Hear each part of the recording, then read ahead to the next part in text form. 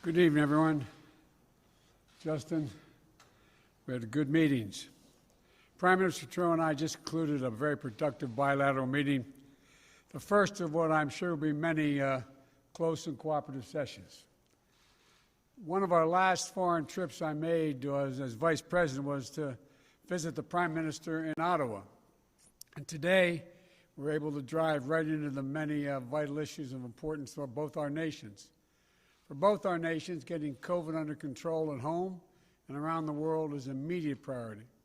And we're committed to work together to help prevent future biological threats by strengthening the World Health Organization, supporting our bold targets under the Global Health Security Agenda, cooperating in a global partnership against the spread of weapons of mass destruction, and engaging in other multilateral institutions to promote transparency, build capacity, and strengthen global norms. We also agreed to work in close cooperation to strengthen the supply chain security and resilience, and to ensure that Canada and the United States are driving a robust economic recovery that benefits everyone, not just those at the top. That's especially important because we know that this pandemic is not affecting everyone the same way. Women are dropping out of the workforce at alarming rates. Black, Latino, and Native are also, and other minorities, are particularly hard hit. We also agreed to work together on an inclusive recovery using the tools available through the small and medium enterprise chapter of our trade agreement to support women and minority-owned businesses. We also doubled down on our efforts to tackle climate change. It was really, really encouraging. Now that the United States is back in the Paris Agreement, we intend to demonstrate our leadership in order to spur other countries to raise their own ambitions. Canada and the United States are going to work in lockstep to display the seriousness of our commitment at both home and abroad. To that end, we're launching a high-level climate ambition ministerial, and to align our policies and our goals, and to achieve net zero emissions by 2050.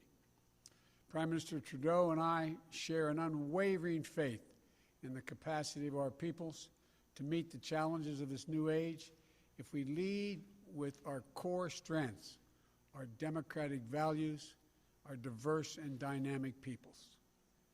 We both recognize our responsibility as leading democracies to defend our shared values around the world and to strengthen our own democracies at home. That means rooting out systemic racism and unconscious bias from our institutions and our laws, as well as our hearts. Today, we agreed to reestablish the Cross-Border Crime Forum and work together to modernize our approach to community safety and to do the most we can, do more to take on racism and discrimination in both our systems. Canada and the United States are not only vital partners, we're NATO allies committed to shared defense. The Prime Minister and I discussed our work with our European allies to bolster transatlantic security, which includes meeting our Wales commitments. We also agreed to modernize the North American Aerospace Defense Command, NORAD, which is still the only binational military command of its kind. And we will launch an expanded U.S.-Canadian Arctic dialogue to cover issues related to continental security, economic and social development, and Arctic governance. And finally, coming on the heels of the G7 meeting last Friday, it was an opportunity for Prime Minister Trudeau and I to explore our bilateral partnership to reinforce and help drive issues of concern in our hemisphere and globally. That includes coordinating our approaches to better compete with China and to counter threats to our interests and values. Let me reiterate our support for the release of the detained in China, 2 Canadians, Michael Spavor and Michael Covering. Human beings are not bartering chips. You know, we're going to work together until we get their safe return. Canada and the United States will stand together against abuse of universal rights and democratic freedoms. We're going to strengthen our shared commitment to providing safe haven for refugees and asylum seekers, and so much more. The United States has no closer and no more important friend than Canada. Our nations share a close geography and history that will forever bind us together, but our values are even more consequential. It's the shared spirit of our people that's going to ensure ours is a future of hope and opportunity. Canadians and Americans are innovative, creative, entrepreneurial, competitive, open-hearted, and rights-respecting. There's nothing we cannot achieve when we commit ourselves to it. And when we work together, as the closest of friends should, we only make each other stronger. So thank you again, Mr. Prime Minister, for your friendship and for your leadership. I look forward to when we're able to meet in person and all that Canada and the United States are going to accomplish together. So God bless you, and thanks for today. Thank you so much, Joe. Thank you, tout le monde. Merci tout le monde.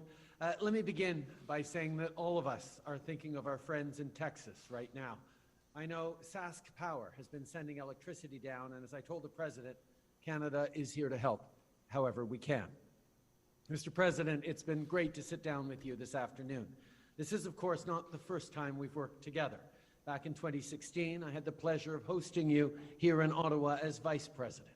Over dinner, I remember talking about how the extraordinary friendship between Canada and the United States has not just weathered changing seasons, it has grown ever deeper and stronger.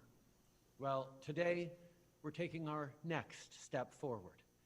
The President and I discussed the ambitious new partnership roadmap based on shared values and priorities that will guide our country's work together over the coming years. In the face of COVID-19, of climate change, of rising inequality, this is our moment to act. So we're not wasting any time in getting down to work. Job one remains keeping people safe and ending this pandemic. This afternoon, the President and I discussed collaboration to beat COVID-19, from keeping key supplies moving and supporting science and research to joint efforts through international institutions. We're standing united in this fight. En plus de nos efforts communs pour combattre la COVID-19, on a aussi discuté de nos mesures strictes concernant les voyages pour protéger les gens des deux côtés de la frontière.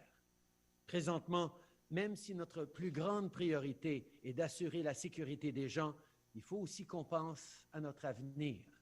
Comme vous l'avez dit, Monsieur le Président, on doit rebâtir en mieux.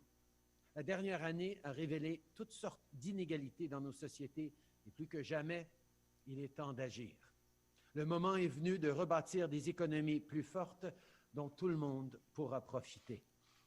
I know the President and I are on the same page when it comes to standing up for the middle class and people working hard to join it. And with millions of families relying on the Canada-US partnership, this is work we must do together.